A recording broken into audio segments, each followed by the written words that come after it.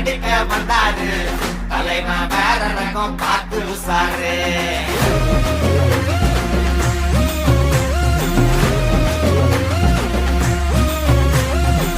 மொகர வீங்கிக்குமே side வாங்கிக்குமே வரவ மூணு வந்து தலைய சுத்தி ஆடிக்குமே கை கால் மாறிக்குமே உசுறு மாறிக்குமே எமன பார்த்து வர ஏனிப்படி